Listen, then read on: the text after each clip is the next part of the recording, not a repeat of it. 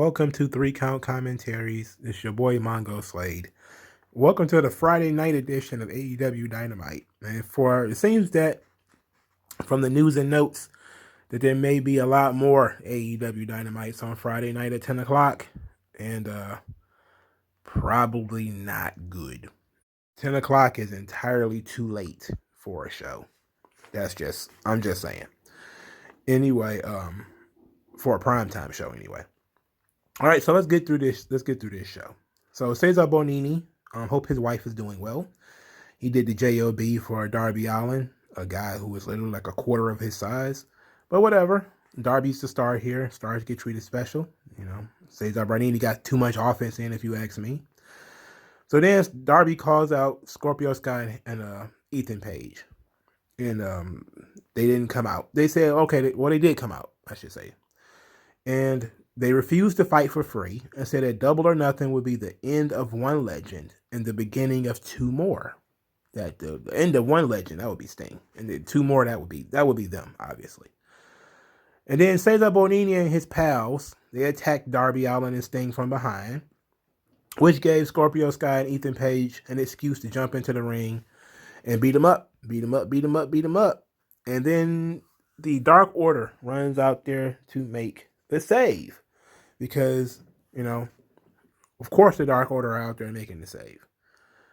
Later, Scorpio Sky and Ethan Page would defeat the Dark Order, Evil Uno, and Stu Grayson. Ethan Page pinned Evil Uno with the Ego's Edge, which of course is the Razor's Edge. Scorpio Sky begins. He has the beginnings of a promo. It's cut off by Sting's theme music. And then out comes Darby Allin with an army of Stings. People in Sting masks. They come on right on out, which is, you know, a normal Sting gimmick. And you know what? No, let's continue this segment real quick. So they have all the Stings out. They beat up some of the fake Stings. And then Scorpio Sky starts firing off jabs at the real Sting. He snatches off his mask, of course, as he does, and reveals the paint underneath. And then Scorpio Sky and Ethan Page powder. And we're supposed to be super excited for the big match on Sunday night. And you know what, dog? No. Nope. It's not just because, oh, they did this in WCW. They did it in TNA. That's not the issue here. Is that Sting has been plagued by the fake Sting stuff. You know, various people showing up dressed like Sting, the Black Scorpion stuff. It's like this stuff isn't like a cool gimmick that gets over. Right? It's always like a thing. It's a Sting trope, sure, that you're gonna have a bunch of, you know, clone Stings. They really blew that shot of proportion with WCW, dog. There was a fake Sting. There was like multiple fake Stings per episode. It was just too much. And here, I was kind of like, okay, I see what they're doing. But at the same time, I was like, do we really need this? Why couldn't they just go out there and beat them up? Or threaten to beat them up? I don't know if we needed to have the fake Stings. I guess everybody's got to do it, you know. Except WWE. They didn't do like 100 fake Stings.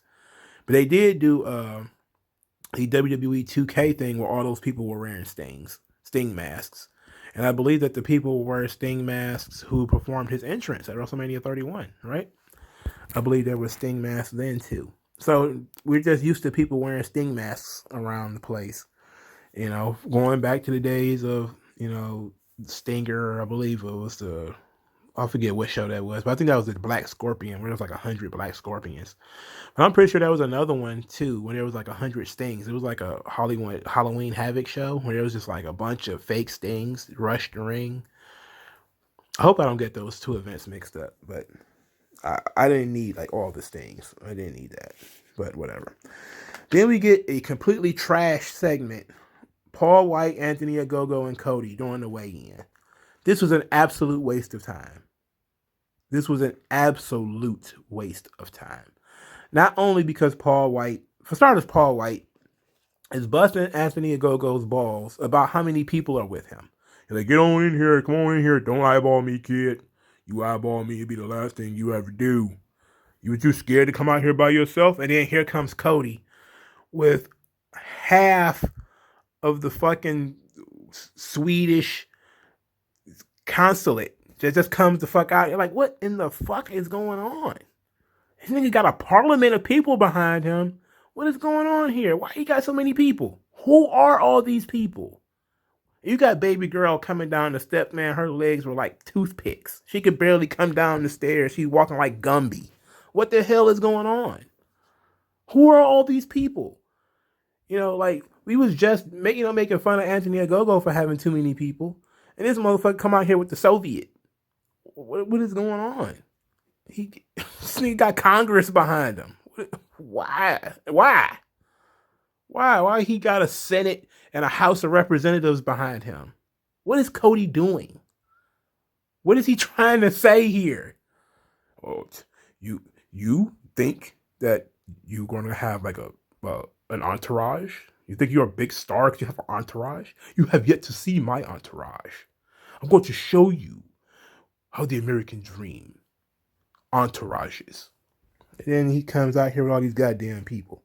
And then, if that wasn't enough, QT Marshall's talking. I'm gonna pretend he wasn't there. I don't care what he's talking about. Until we get to one specific point, then we got to talk about when he actually opened his goddamn mouth. But we get Cody he strips, and the girls, they woo Cody, and some of the guys too, because AEW.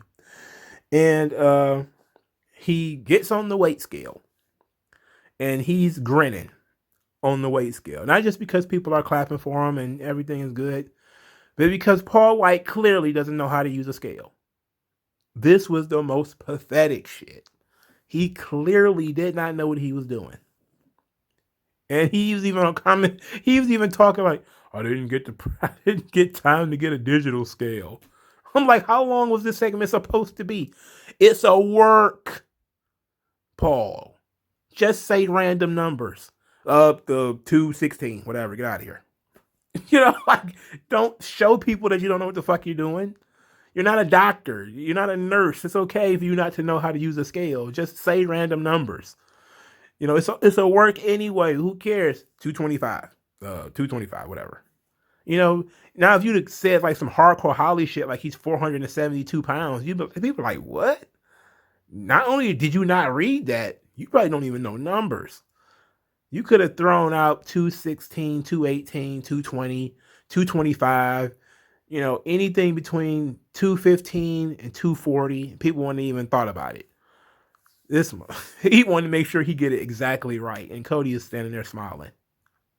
He should have told him, like, man, just say something. Like Vince in the Ultimate Warrior thing. Like, it's a work, Paul. It doesn't matter what you say. It's a work. We're working here. And then he did the same thing with Anthony Ogogo. So Cody weighs in at 218. Anthony Ogogo weighs in at 219. And then QT Marshall starts to bark about how Anthony Ogogo is bigger than Cody by 1 pound. It is the silly. Even JR was like, if you're stupid enough to think that a single pound matters, why would you put yourself? We're supposed to think that Anthony Ogogo is a big guy, a big star here. I wouldn't hang out with a guy who was that dumb, who didn't know enough about, like, was that scripted? Was it supposed to be that way? Because he sounded real dumb. Now, if Cody was 218 and they would announce Anthony Ogogo at 220, that's still not enough. 225, okay. 230, people would have been like, oh. 240, he would have been like, ooh, that's a completely different weight class. And you could say, it's a work. I don't know what he really weighs. You could have said he worked 250. And I could have just been like, it didn't look like it, but whatever you say. Again, as long as it's not 526 pounds or something silly like that, I don't know. And I'm not going to think too hard about it. But when you say, he's bigger, it's like, if it was 230, then sure. 12 pounds is a bit of a difference. But 1 pound.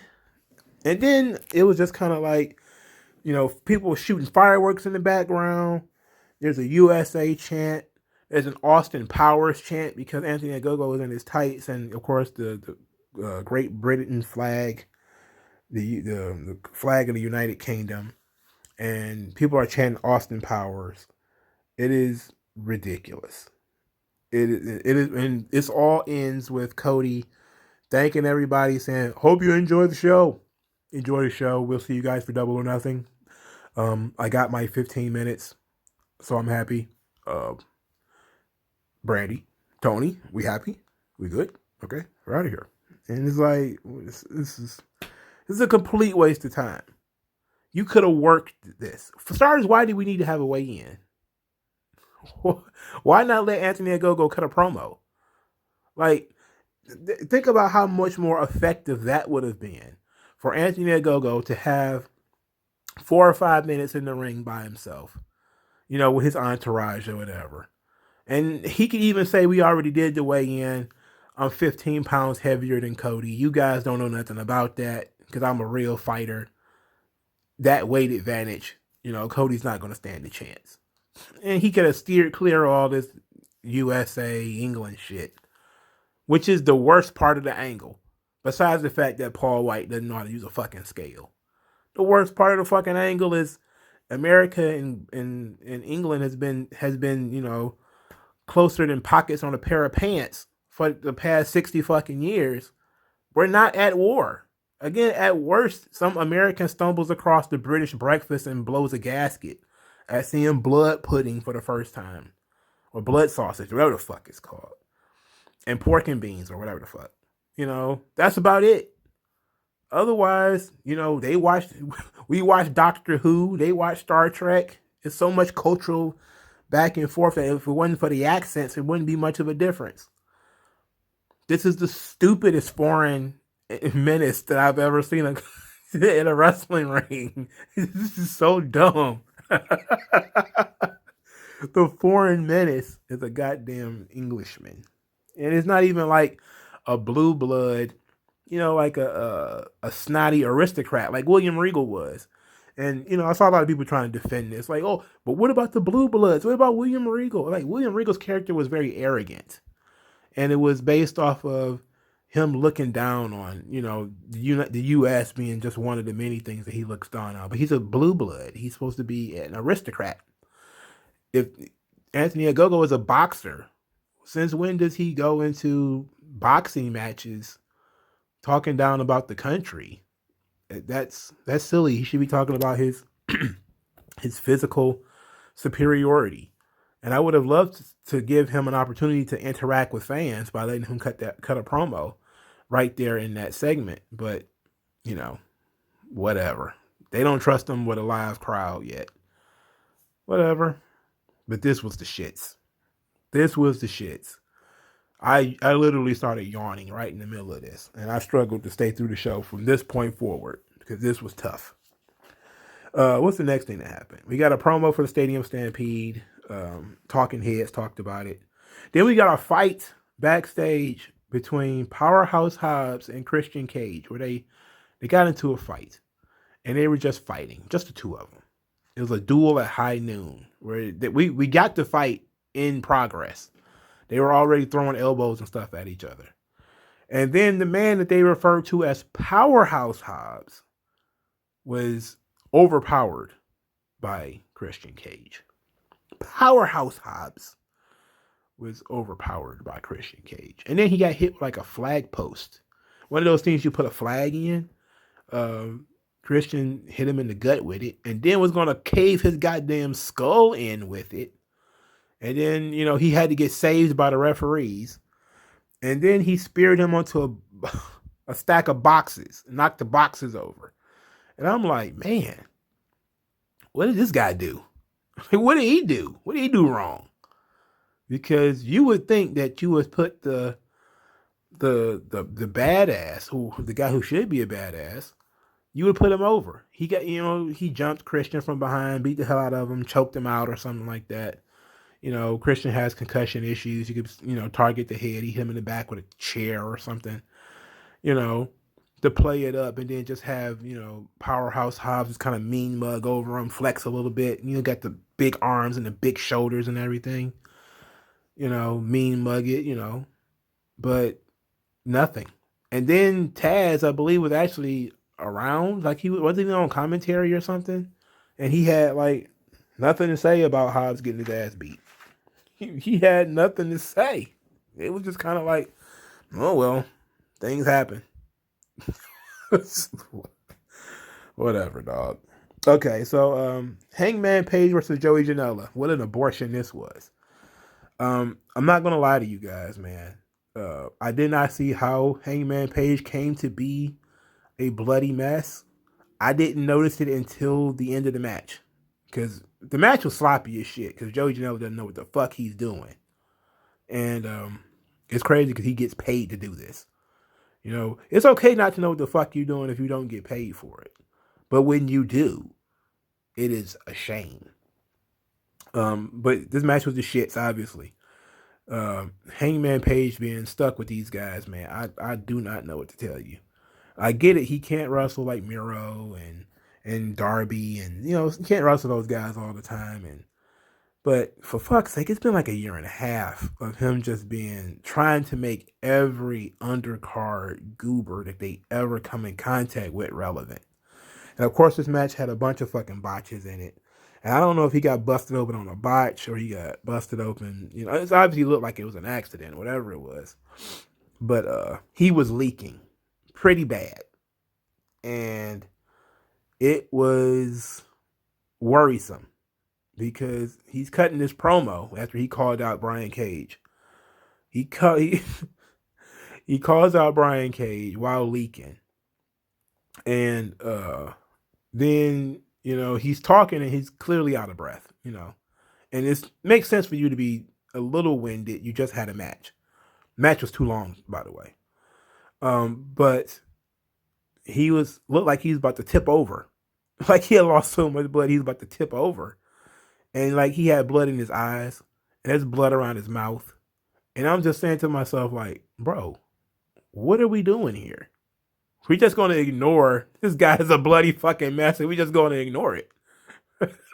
Like, it's a way to bury the blood. Whatever he had to say, we could have cleaned him up first, pour some water on his face, had him with like a towel on his head or something like that, soaking the blood up. Because now you got this guy's a bloody fucking mess. He's just talking through it. He's burying the blood. Sell it. You got the color, sell it. They couldn't change what they had planned though. So what does he say that's so important that he had to say it through bleeding? He basically says he called out Cage, the Page Cage Rage stage. Anyway, he called out Cage, and then he says he called out Hook and Ricky and Taz and everybody. Then he said, "You need these guys to beat my ass," and I thought that was a good line. Like, a guy like you shouldn't need all of these people to beat me up. And then basically Cage, being an idiot, was like, I don't need anybody. Who better than Cage? Nobody. Nobody's better than Cage. And says that he'll fight him at Double or Nothing without any help. I'm like, okay, we could have done that some other time. Whatever. I mean, Hangman Page is just in limbo.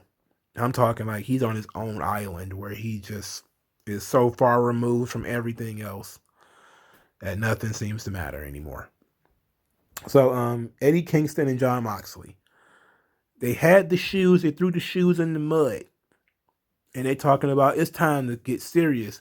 We're not done play, and it goes to commercial. It goes to commercial. I nearly died.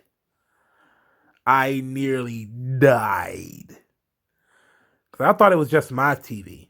And then because I thought it was just my TV, I was like, okay, I'm just gonna walk off, man.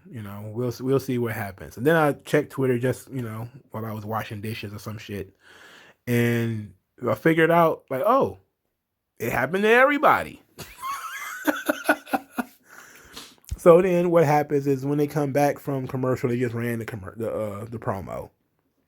And we get that, they're cracking jokes. I don't even know what they're cracking jokes about, but they're putting their white shoes in mud. The white shoes of the Young Bucks in the mud, said the shoes were ugly anyway. And then they said Moxley then cuts a decent promo. Decent for him, let's put it.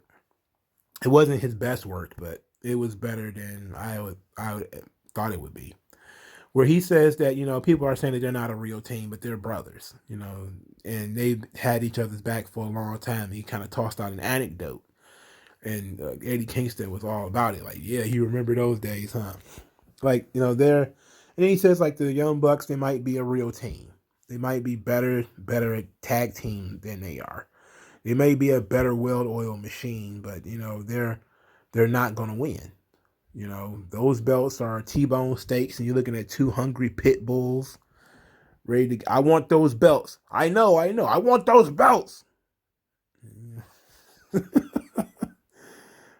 So then Kingston starts talking about the guys in the back who just sit there and get paid or whatever, and talk about how he tried to speak to the underdogs, and when they become tag team champions, they're gonna keep speaking to the underdogs or whatever the hell. I'm like, what in the fuck? We off the rails at this point. We're off the rails.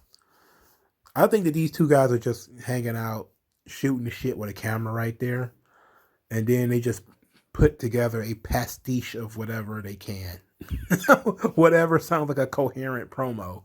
They just like, does this sound normal? Like, sure. Whatever. It's not Ultimate Warrior level, but, because at least, the big picture is there.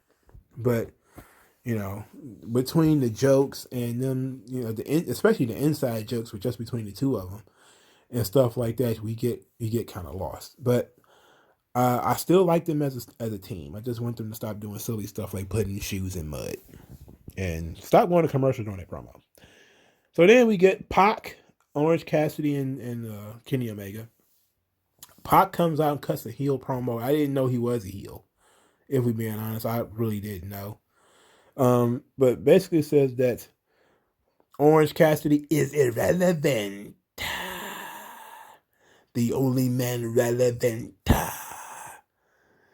in this title match is the bastard Pac.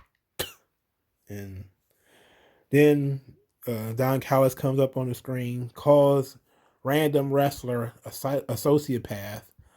I don't think that Don Callis cut this promo specifically for Pac. This felt like a stock promo in a video game. You know what? I'm tired of you and all of the things that you do. People like you make it really hard for us in this business. Whatever it was on like the SmackDown games where the guys' voices, but they don't know who they're talking to. So they would just be like generic words. And that's basically what Don Callis did here. Like he was talking to a camera and was not talking to Pac. And of course, Pac wasn't supposed to speak while he's speaking. So the cadence is just him talking. And until Kenny Omega tries to attack Pac from behind. And then, of course, Kenny Omega and Pac fight. Orange Cassidy comes out there. He's got a note for Kenny Omega, and it's full of shredded paper. He shredded the contract. Orange punch on both guys, and he teases the world title by picking up the belt. And everybody proceeds to jism at the idea of Orange Cassidy being a world champion in AEW. Considering it's not going to happen, I don't expect it to happen anyway. Wasn't too concerned about it. But this match sucks. Not just because it's a triple threat match, but it just doesn't seem to have any steam. It's thrown together. Kenny Omega has not. I mean, he's kind of done some story stuff with the characters involved, but there's no heat. There's no heat. It's just like, oh well, these guys had a match. I interrupted the match. Now it's a triple threat match. Now we have to try to make up something. And they're trying to make something happen between Orange Cassidy and Kenny Omega. Where if that's what you wanted, just do that match. And I get so tired of people saying like, "Oh, Orange Cassidy is a draw for us. He sells all these T-shirts or whatever." Well, if that's the case, why is it a triple threat match? Just do 1-on-1 Kenny Omega versus Orange Cassidy. Why not? What is the reason why you need Pac in this match? There is no reason for you to need Pac in this match. If Orange Cassidy is a draw, let him draw. Whatever. We get Jade Cargill. This is the dumbest shit in the world. And this, to be quite honest, was very, very disappointing. They had this storyline going on for like a month and a half of Jade Cargill being picked up, wanting to get picked up by different managers. Matt Hardy appears and she's, interrupts her and wants her to join his family. Then this lawyer guy, Mark Sterling or whatever, says that, she can't sign with him because she's already signed to Mark Sterling. And I'm like, what? And he's talking about, yeah, he does all his work for free. And he only gets paid when she wins. And I'm just kind of like, what kind of business venture is that? That's ridiculous. That's a stupid business venture for him. That's a stupid business venture. Furthermore, how fucking disappointing is that? Like, I really had it in my mind they were going to pair Jade Cargill up with somebody actually fucking cool. I thought that, she was going to end up with like Zelina Vega as a manager or Selena De La Renta or, somebody that might be, a cool indie manager that I don't know nothing about yet. Or, they try to turn somebody into a manager or, something like that. And it could be fun. Vicky Guerrero could have been an option, and they go with the comedy lawyer guy. Like, this is the shits. This is the shits. Why would you do this to this girl? Why would you do that to her? Why would you have her hyped up this whole manager thing as long as they did? And then you do it to the person that people don't care about the least. I don't know, man. Anyway, she defeated Kylan King, who I've never heard of and never seen before. And that's the thing. So then Lance Archer is involved in a storyline with Miro. He's talking about Dante Martin and how Jake Roberts wants to humor the idea that Dante Martin can win. Lance Archer's all like, nope, I want Miro. I want to punch Miro in the face. That's what I want. So then Miro comes out there and destroys Dante Martin. He let Martin do some stuff, obviously. I don't see why, I don't see why he just didn't beat him. They talking about Dante Martin is, he's the youngest guy on the roster. He's got like 8 straight wins. And I'm like, it's hard for me to take that stuff seriously when I cannot see what you're doing. I know it's on dark or whatever, but that shit, no. You gotta put it on TV, dog. Anyway, Miro, of course, wins. And Jake was holding back Lance Archer again. And then kept saying that, Lance is focused and ready. He's focused and ready. He said some other stuff. I think he was speaking Carney. I don't know. I think this thing is gone on too far with Jake. Then he says that they've had enough of him being a bully. And Jake Roberts and Lance Archer are two guys should never talk about they're tired of other people being bullies. Not just because that's part of their gimmick, but because grown men shouldn't care that much about people being bullied. It just seems silly to me that, grown men care about this. Anyway, Miro says that he wants to see Lance cut loose. Don't everybody wants to see Lance cut loose. And then Lance comes down there and they get into a little bit of a scuffle. I like that Jake sicked him, like, go get him, sick him. I like that. And he was about to choke slam Miro. Miro escaped. And then, they threw a couple of kicks, couple of punches, and then Miro bumped and rolled out of the ring. And you know what? I'm still kind of excited for this match because it's interesting. It's a very interesting match, even though I'm 100% sure Lance Archer is going to take the L. He's probably going to fall asleep in the game over joint. I did like how over Miro was with the crowd, but of course he would be over with the crowd. Why wouldn't he be? Even though they tried to kill him with the video game shit, Everybody remembers Rusev Day. Come on. So then we get a celebration, a year-long celebration for Hikaru Shida for her year-long run. There was some controversy around this. I'm going to do a separate video about the controversy surrounding this Hikaru Shida thing. For people who might be listening to this video, not the other one, it's a simple story. The Spanish announce team in AEW made fun of Hikaru Shida not knowing English. That's exactly what happened.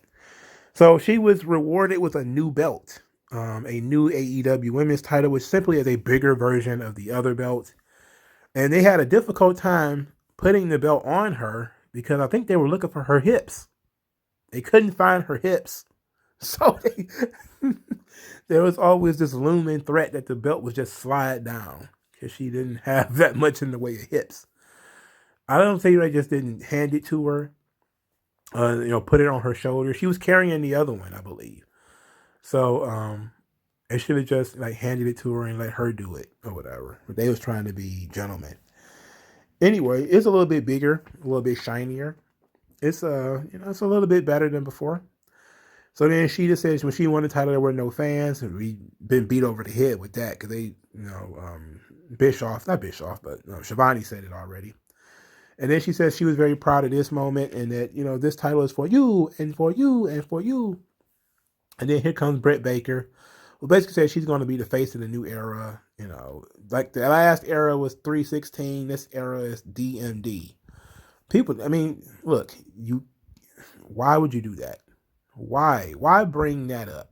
Why put that thought into people's heads that you want people to think that you're like Stone Cold Steve Austin? That's not cool. You'll never be Stone Cold Steve Austin. No matter how you try to mimic the picture, and it's not the same thing. Okay? It's just not. You don't have the story. You don't have the history. You don't have the blood, sweat, and tears that he put in. This is a side job for you. That's another thing. Like Steve Austin was like world champion or bust. She's kind of like, oh, I'm going to be world champion, but I'm also like a dentist. This is my part-time gig. She ain't really had to go out here and, I'm not going to degrade what she's done. But what I'm saying is this is a part-time gig for her. Her real life is she's a dentist, So basically like one day a week she goes out and wrestles. So it's not nearly the same thing. And is that the show? Okay, well we got the inner circle thing. Oh God. What shit was this? So the inner circle just basically came out and said if this is the end, Jericho was very happy that the fans were singing Judas. And they sung, I believe, more than one round. So it worked. Eric Bischoff was there. Jericho and Eric Bischoff, shook hands, said they made amends. Then they went around, all of them. Santana was obviously very good. I liked the content of Jake Hager's promo, but he should never talk. Everybody else was the shits. Santana was good. Hager's, his content was good when he basically says that he wanted that, after they showed the video package, he was like, seeing the good times is cool, but I want to see the hard times. I want to see the times where we got our asses kicked. I want to see the times where we struggled and got back up because those hard times made hard men. And I was like, okay, all right, I like that. Santana basically said, oh, they're my brothers. We made magic together. And then Chris Jericho said when he was asked to form a faction,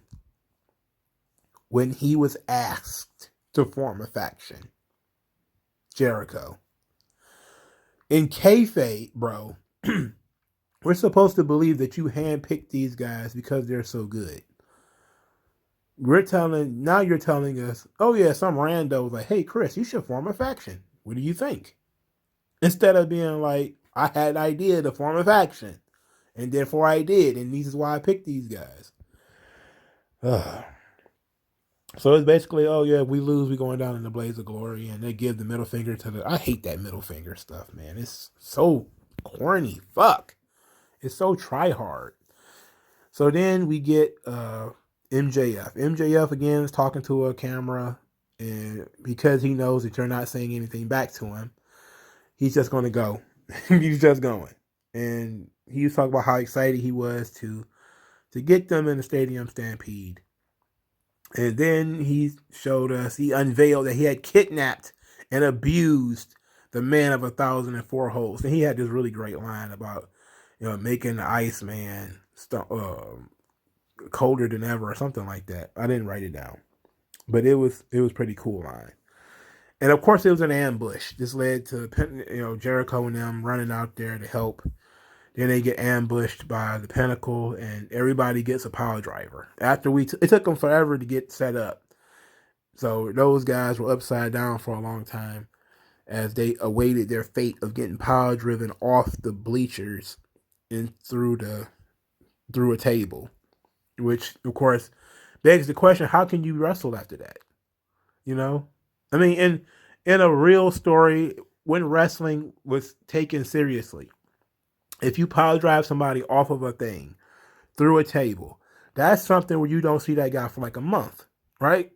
That would be him walking around in a neck brace for several weeks, threatening to get back and beat your ass. Now it's like, oh yeah, we'll see you in 2 days. That's the wrestling business today. We'll see you in 2 days. So that was the show. Am I more excited or less excited for Double or Nothing? I'm saying, this show could have just not happened. They had an opportunity to make me more excited for some of the matches on the show, and they just failed. So it is what it is. It was depressing. But let me know what you guys think in the comment section below. Like, share, subscribe. I'll talk to you guys later. I can only be great.